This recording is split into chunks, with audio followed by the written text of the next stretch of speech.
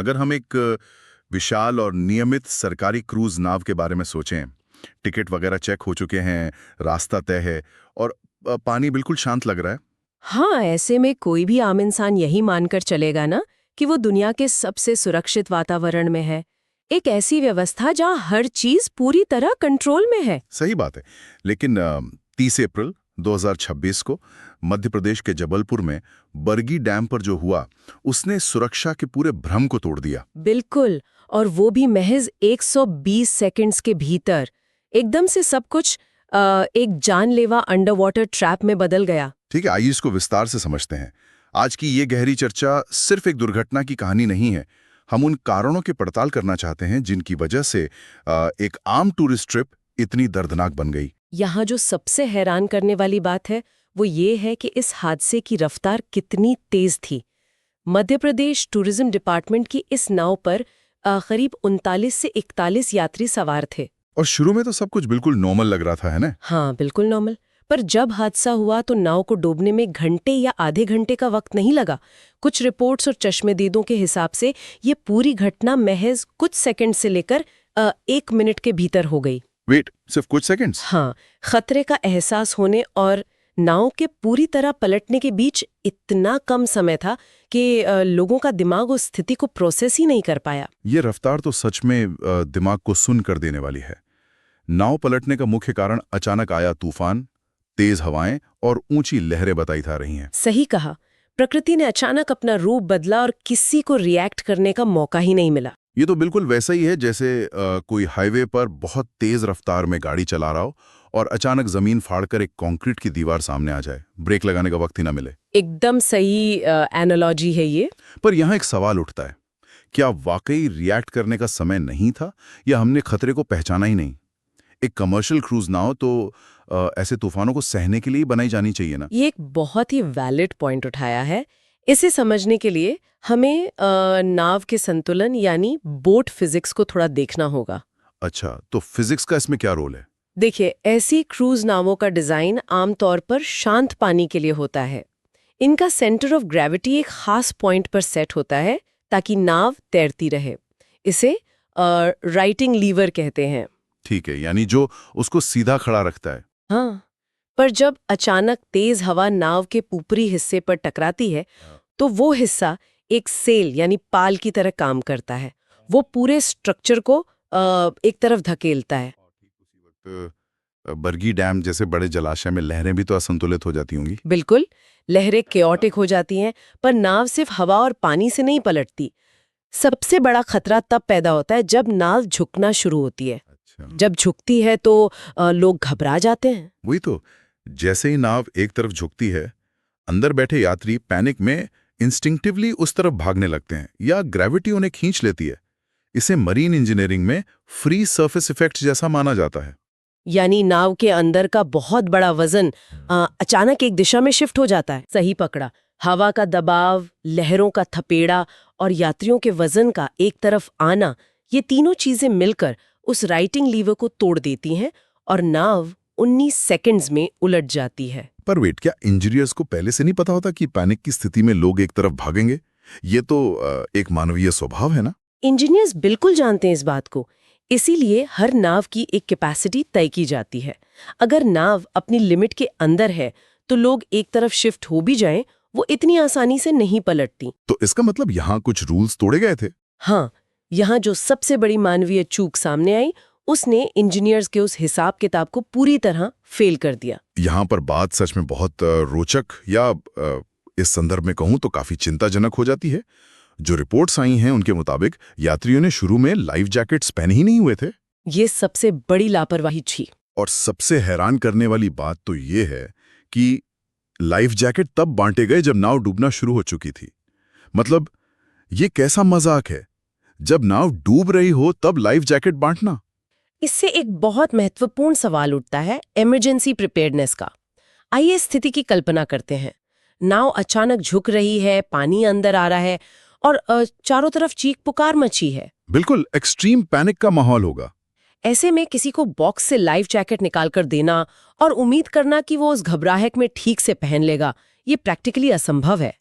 एक नॉर्मल जमीन पे भी लाइफ जैकेट पहनने में 1 मिनट लग जाता है। और यहाँ तो पूरी नाव ही 1 मिनट में डूब रही थी। दिमाग वैसे भी ऐसी स्थिति में फ्रीज हो जाता है। क्या लाइफ जैकेट पहनना एक नियम नहीं होना चाहिए था, चाहे मौसम कैसा भी हो? नियम तो होना चाहिए था, पर उस फ्रीज होने वाली साइकोलॉजी के पीछे एक और भयंकर मानवीय भूल है।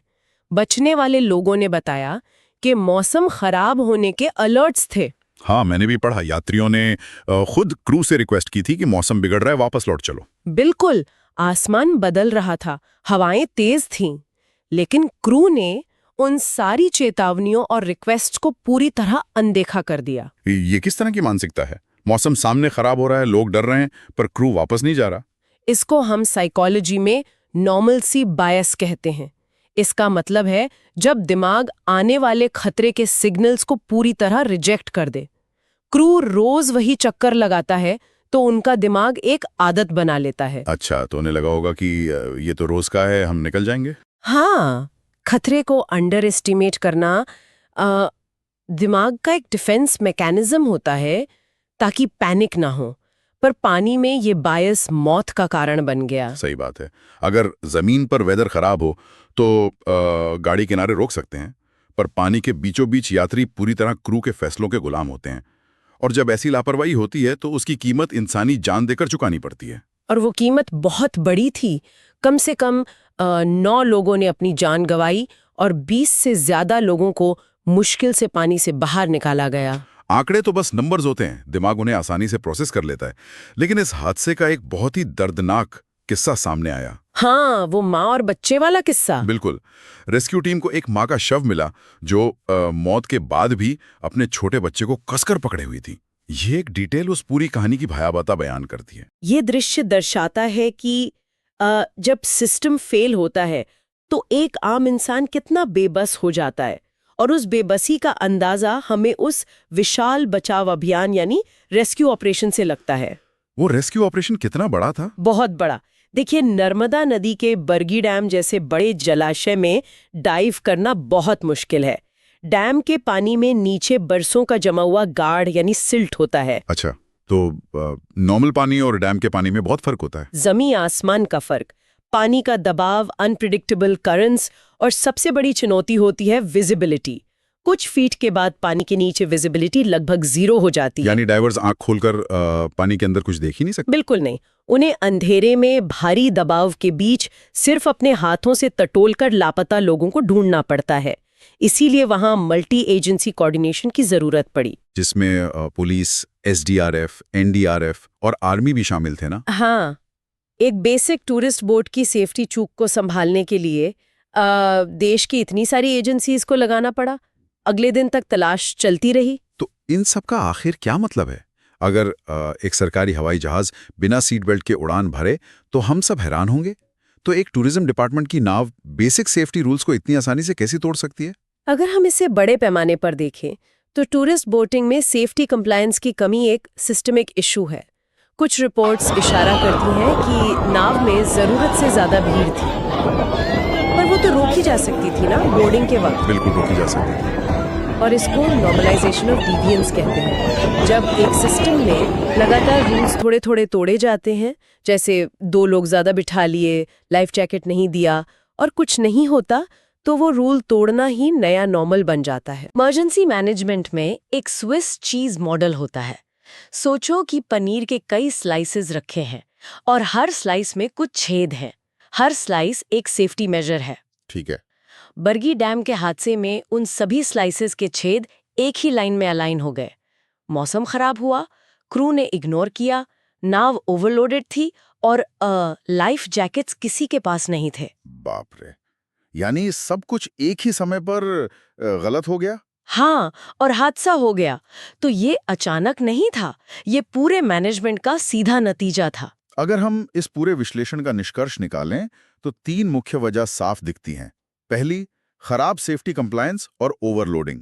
दूसरी, इमरजेंसी प्रिपेयर्डनेस का पूरी तरह न होना। और तीसरी, क्लियर मौसम की चेतावनियों को अनदेखा करना। और ये सारी वजह हमें याद दिलाती हैं कि ऐसी लापरवाही कहीं भी हो सकती है। इसलिए किसी भी यात्रा के दौरान सतर्क रहना, अपनी आंखें खुली रखना और बुनियादी सुरक्षा की मांग करना बहुत जरूरी है। बिल्कुल। और इस चर्चा को समाप्त करते हुए एक नया विचार दिमाग में आता है। अक्सर हम ऐसी घटनाओं के बाद सिर्फ नियम सख्त करने की बात करते हैं। हाँ, स्ट्रिक्ट चेकिंग और फाइन लगाने की बातें होती हैं। भाई, लेकिन जब जलवायु परिवर्तन यानी क्लाइमेट चेंज के कारण अचानक आने वाले तूफान आम बात हो गए हैं, तो क्या हमें टूरिज्म इंफ्रास्ट्रक्चर को ही दोबारा डिजाइन नहीं करना चाहिए? ये बहुत ही गहरा विचार है ना? है ना? क्या फ्यूचर में ऐसी नाव बनानी चाहिए जो ऑटोमेटिकली अनसिंकेबल हो, बजाय इसके कि हम आखिरी वक्त पर किसी घबराए हुए क्रू से लाइफ जैकेट बांटने की उम्मीद करें? जब प्रकृति इतनी तेजी से बदल रही है, तो शायद हमारी इंजीनियरिंग को भी उसके हिसाब से अपग्रेड होना पड़ेगा।